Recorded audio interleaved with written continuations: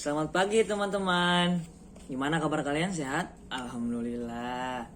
Baik, ketua kelas tolong disiapkan dulu. Waalaikumsalam warahmatullahi wabarakatuh. Bapak absen dulu ya. Hari ini hadir semua ya. Alhamdulillah kalau hadir semua. Jadi pada pertemuan kita kali ini kita akan membahas tentang konsep pasar dan institusi keuangan.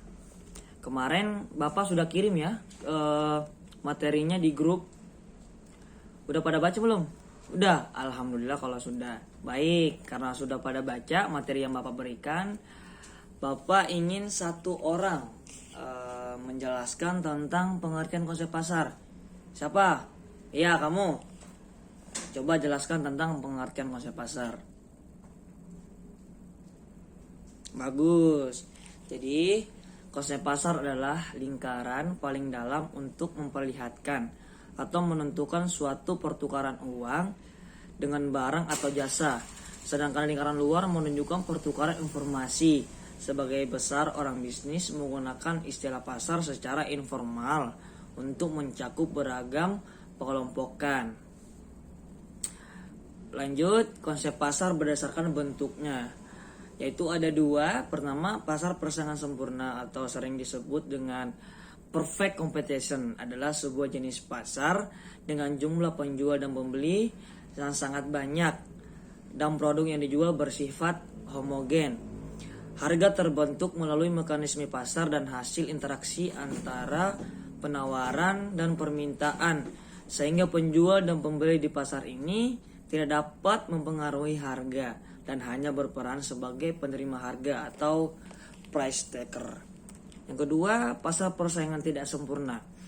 Pasar persaingan tidak sempurna adalah pasar di mana terdapat hanya satu penjual yang menguasai pasar atau harga tersebut, serta beberapa pembeli yang menguasai pasar atau harga. Adanya berbagai pihak yang menguasai pasar atau harga, melainkan keberagaman bentuk-bentuk pasar persaingan tidak sempurna. Ada beberapa jenis pasar tidak sempurna seperti pasar monopoli, pasar oligopoli, pasar monopolitis, dan pasar oligosponi. Sampai sini ada yang mau ditanyakan? Baik, kamu mau bertanya apa? Oh, ciri-ciri pasar persaingan sempurna.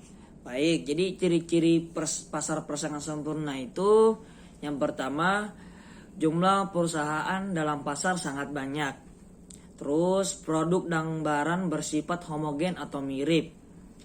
Yang ketiga, kedudukan satu perusahaan dalam pasar sangat kecil sehingga tidak mampu mempengaruhi pasar atau hanya sebagai price taker. Ini dari ciri-ciri pasar persaingan sempurna. Kita lanjut. Pengertian dan sejarah lembaga keuangan. Lembaga keuangan adalah lembaga yang kegiatannya menghimpun dana dari masyarakat dan menyalurkannya lagi kepada masyarakat. Lembaga keuangan merupakan perantara. Jadi lembaga keuangan ini hanya perantara antara pihak-pihak yang mempunyai kelebihan dana dengan pihak yang memerlukan dana. Lembaga keuangan terdiri atas bank dan lembaga keuangan bukan bank. Jadi pada tanggal 10 Oktober 1827 Indonesia masih dijajah Belanda. Didirikan sebuah bank di Batavia dengan nama De Javaske Bank. Tujuan utama pendirian bank tersebut adalah untuk meningkatkan perekonomian pemerintah. Pendirian bank oleh orang pribumi pertama kali dirintis oleh R. Arya Wiratmadja, seorang pati dari Purwokerto. Tahun 1896, R. Wiratmadja mendirikan Hulpenspar Bank atau Bank Penolong dan Tabungan. Tujuan pendirian bank ini adalah untuk membantu peranggotaannya agar tidak jatuh ke tangan yang suka memeras rakyat. Jadi ini pengertian dan sejarah lembaga keuangan. Terus fungsi dan peranan lembaga keuangan. Coba kamu jelaskan fungsi dari peranan lembaga keuangan. Bagus. Terus peranan lembaga keuangan. Jadi peranan lembaga keuangan itu berkaitan dengan peranan lembaga keuangan dalam mekanisme pembayaran, antara pelaku ekonomi sebagai akibat transaksi yang mereka lakukan.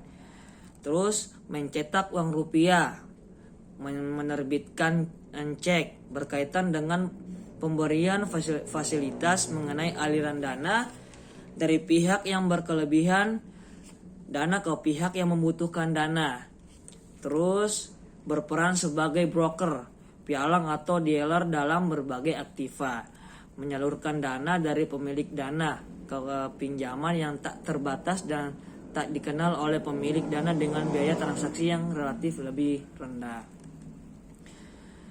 Jadi baik teman-teman, mungkin sekian dari materi ya hari ini. Mudah-mudahan apa yang Bapak sampaikan dapat dipahami. Apabila ada salah-salah kata dari Bapak, mohon dimaafkan. Bapak ucapkan wabillahi taufiq wa hidayah. Wassalamualaikum warahmatullahi wabarakatuh.